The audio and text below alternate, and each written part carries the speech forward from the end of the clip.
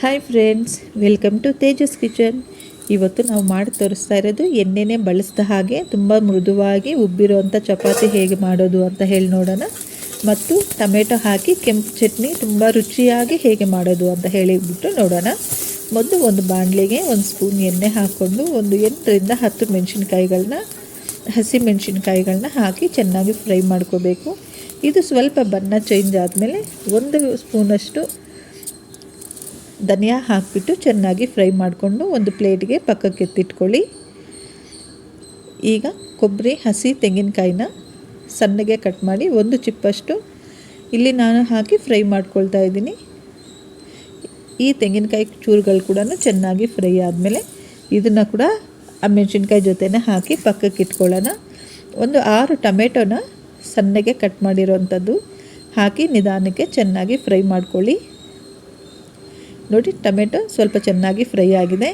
ಈಗ ಒಂದು ಸಾರಿ ಸೌಟಿನ ಸಹಾಯದಿಂದ ಸ್ವಲ್ಪ ಹಾಗೆ ಸ್ಮ್ಯಾಶ್ ಮಾಡ್ಕೊಂಡು ಒಂಚೂರು ಉಪ್ಪು ಹಾಕ್ಕೊಂಡು ಮುಚ್ಚಳ ಹಾಕಿ ಇನ್ನೊಂದು 5 ನಿಮಿಷ ಬೇಯಿಸ್ಕೊಳ್ಳೋಣ.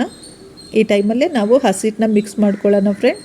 ಇಲ್ಲಿ ನಾನು 2 ಕಪ್ಪಷ್ಟು ಗೋಧಿ ಹಸಿಟ್ಟು ಸ್ವಲ್ಪ ಉಪ್ಪು ಹಾಕಿ ಒಂದು ಸಾರಿ ಮಿಕ್ಸ್ ಮಾಡ್ತಿದ್ದೀನಿ. ನೋಡಿಕೊಂಡು ಸ್ವಲ್ಪನೇ ನೀರು ಹಾಕ್ಕೊಂಡು ಈ ಹಸಿಟ್ಟನ್ನು ಸಾಫ್ಟಾಗಿ ಮಿಕ್ಸ್ ಮಾಡ್ಕೊಳ್ಳಿ. ಚೆನ್ನಾಗಿ ಸಾಫ್ಟಾಗಿ ಮಿಕ್ಸ್ ಮಾಡಿದ್ರೆ ಚಪಾತಿ ಉಜ್ಜೋದಕ್ಕೆ ತುಂಬ ಈಸಿ ಆಗುತ್ತೆ. ಇಲ್ಲಿ ನಾನು ಹಸಿಟ್ಟಿಗೆ ಯಾವುದೇ ರೀತಿ ಎಣ್ಣೆ ಹಾಕಿಲ್ಲ.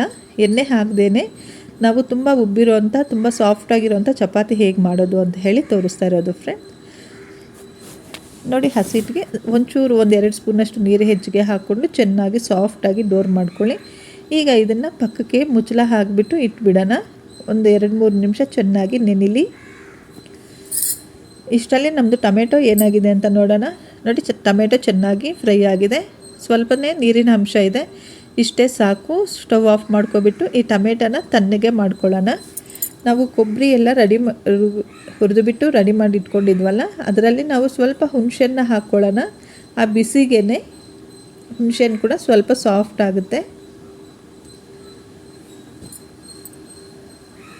Stove off ಮಾಡ್ಕೊಬಿಡಿ. ಟೊಮೆಟೊ ತಣ್ಣಗೆ ಆಗಲಿ. ಈಗ ಫ್ರೆಂಡ್ಸ್ ನೋಡಿ, ನಾವು ಚಪಾತಿನ ಲಟ್ಟಿಸ್ಕೊಳ್ಳೋಣ. ಸ್ಟವ್ ಮೇಲೆ ಚಪಾತಿಗೆ ಹೆಂಚಿಟ್ಕೊಬಿಡಿ. ಚಪಾತಿ ಸುಡೋದಕ್ಕೆ ಹೆಂಚಿಟ್ಕೊಂಡು ಇನ್ನೊಂದು ಸಾರಿ ನಾವು ಹಸಿಟ್ಟನ್ನ ಏನು ರೆಡಿ ಮಾಡಿ ಇಟ್ಕೊಂಡಿದ್ವಲ್ಲ, ಇನ್ನೊಂದು ಸಾರಿ ಲೈಟಾಗಿ ಹಂಗೆ ಮಿಕ್ಸ್ ಮಾಡ್ಕೊಳ್ಳೋಣ ಚೆನ್ನಾಗಿ. ನಿಮಗೆ ಎಷ್ಟು ದಪ್ಪ ಬೇಕೋ ಅಷ್ಟು ದಪ್ಪಕ್ಕೆ ಸಣ್ಣ ಉಂಡೆಗಳನ್ನಾಗಿ ಮಾಡಿಕೊಂಡು ಒಂದು ಕಡೆ ಪಕ್ಕಕ್ಕೆ ತೆಗೆದಿಟ್ಕೊಳ್ಳಿ. ಇಲ್ಲಿ ನೆಂಟರುಗಳು ಬಂದಾಗ ಕೂಡ ನಾವು ಎಷ್ಟೇ ಜನ ನೆಂಟರು ಬರಲಿ, ಚಪಾತಿನ ಸ್ವಲ್ಪ ಸಾಫ್ಟಾಗಿ ಮಾಡಿಕೊಂಡ್ರೆ ಎಷ್ಟು ಜನಕ್ಕೆ ಬೇಕಾದರೂ ಉಜ್ಜಿಬಿಟ್ಟು ಹಾಕ್ಬೋದು ಫ್ರೆಂಡ್ಸ್. ನಮಗೆ ತುಂಬ ಈಸಿ ಆಗುತ್ತೆ. ಅಯ್ಯೋ, ಚಪಾತಿನ ನೆಂಟರು ಬಂದಾಗ ಅಂತೇಳ್ಬಿಟ್ಟು ಕಷ್ಟನೇ ಆಗೋದಿಲ್ಲ. ಈ ರೀತಿ ಒಂದು ಸಾರಿ ಟ್ರೈ ಮಾಡಿ ನೋಡಿ. ನಾವು ಚಿಕ್ಕ ಉಂಡೆ ತಗೊಂಡಿದ್ದು ಎಷ್ಟು ಚೆನ್ನಾಗಿ ಎಷ್ಟೊಂದು ದೊಡ್ಡ ಚಪಾತಿ ಆಗ್ತಾಯಿದೆ. ಹೆಂಚು ಒಂದು ಕಡೆ ಕಾಯಕ್ಕೆ ಇಟ್ಕೊಂಡಿದ್ದೀವಿ. ನಾವು ಚಪಾತಿನ ಉಜ್ಜಿಬಿಟ್ಟು ಹಾಕ್ಕೊಳ್ಳೋಣ.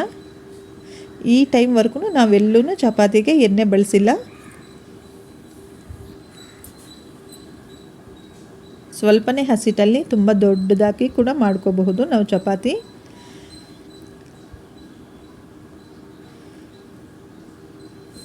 ನೀವು ಚಪಾತಿ ಸುಡಬೇಕಾದ್ರೆ ಮಾತ್ರ ಬೇಕಿದ್ದರೆ ಸ್ವಲ್ಪ ಎಣ್ಣೆ ಹಾಕ್ಕೊಳ್ಳಿ ಮೇಲೆ, ಇಲ್ಲ ಅಂದರೆ ಬೇಡ.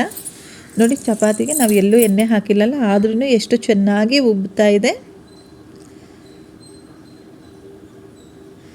ಇವಾಗೆಲ್ಲರೂ ತುಂಬ ಡಯಟ್ ಪ್ಲಾನ್ ಅಲ್ಲ, ಈ ರೀತಿ ಮಾಡ್ಕೊಳ್ಳಿ. ಎಣ್ಣೆ ಕಡಿಮೆ ಯೂಸ್ ಆಗುತ್ತೆ. ಮತ್ತು ಇದಕ್ಕೆ ನಾವು ರೆಡಿ ಮಾಡಿಟ್ಟಿರುವಂಥ ಕೆಂಪು ಚಟ್ನಿ ತುಂಬ ರುಚಿಯಾಗಿರುತ್ತೆ ಫ್ರೆಂಡ್ಸ್. ಒಂದು ಸತಿ ಟ್ರೈ ಮಾಡಿ. ನಿಮಗೆ ಈ ಥರ ಚಪಾತಿ ಮತ್ತು ಕೆಂಪು ಚಟ್ನಿ ಇಷ್ಟ ಆಗಿದ್ದರೆ ನಮ್ಮ ಚಾನಲ್ನ ಒಂದು ಲೈಕ್ ಮಾಡಿ ಮತ್ತು ಸಬ್ಸ್ಕ್ರೈಬ್ ಮಾಡ್ಕೊಳ್ಳಿ.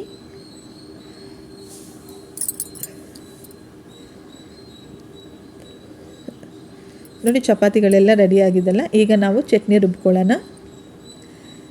ಎಲ್ಲ ಐಟಮ್ಸು ತಣ್ಣಗಾಗಿದೆ. ಮೊದಲು ಕೊಬ್ಬರಿ, ಹಸಿಮೆಣ್ಸಿನ್ಕಾಯಿ, ಈ ಹುಣಸೆಹಣ್ಣೆಲ್ಲ ಹಾಕಿರ್ತೀವಲ್ಲ, ಇದಕ್ಕೆ ಸ್ವಲ್ಪ ಉಪ್ಪು ಸೇರಿಸ್ಕೊಂಡು ಒಂದು ಸಾರಿ ಮಿಕ್ಸಿ ಮಾಡ್ಕೋಬೇಕು.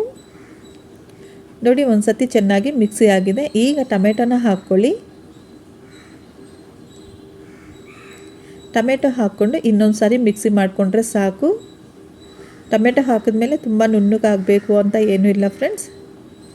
1 ನಿಮಿಷ ಹಾಕ್ಕೊಂಡ್ರೆ ಸಾಕು. ಇವಾಗ ಟೊಮೆಟೊ ನಾವು ಬಾಡಿಸ್ಕೊಂಡಿದ್ವಲ್ಲ ಅದೇ ಬಾಣಲಿಗೆ ಒಂದು 2 ಸ್ಪೂನಷ್ಟು ಎಣ್ಣೆ ಹಾಕ್ಕೊಳ್ಳಿ. ಸ್ವಲ್ಪ ಉದ್ದಿನಬೇಳೆ, ಸ್ವಲ್ಪ ಕಡಲೆಬೇಳೆ, ಸ್ವಲ್ಪ ಜೀರಿಗೆ ಮತ್ತು ಸಾಸಿವೆ ಹಾಕ್ಕೊಂಡು ಒಂದು ಸಾರಿ ಚೆನ್ನಾಗಿ ಬಾಡಿಸ್ಕೊಳ್ಳಿ. ಇದಕ್ಕೆ ಒಂದು 2 ಒಣಮೆಣಸಿನ್ಕಾಯಿ ಮತ್ತು ಸ್ವಲ್ಪ ಕರಿಬೇವು ಸೊಪ್ಪು ಹಾಕ್ಕೊಂಡು ಚೆನ್ನಾಗಿ ಒಗ್ಗರಣೆ ಫ್ರೈ ಮಾಡ್ಕೊಳ್ಳಿ.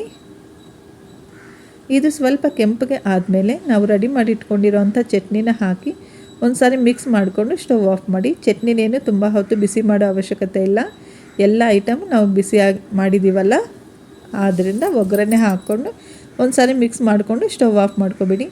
ತುಂಬ ರುಚಿಯಾದ ಕೆಂಪು ಚಟ್ನಿ ಮತ್ತು ಉಬ್ಬಿರುವಂಥ ಮೃದುವಾದ ಚಪಾತಿ ರೆಡಿಯಾಗಿದೆ. ನಿಮಗೆ ಹೇಗಿತ್ತು ಅಂತ ಹೇಳಿ. ನಿಮಗೆ ನಮ್ಮ ರೆಸಿಪಿ ಇಷ್ಟ ಆಗಿದ್ದರೆ ಒಂದು ಲೈಕ್ ಮಾಡಿ ಫ್ರೆಂಡ್ಸ್. Thank you.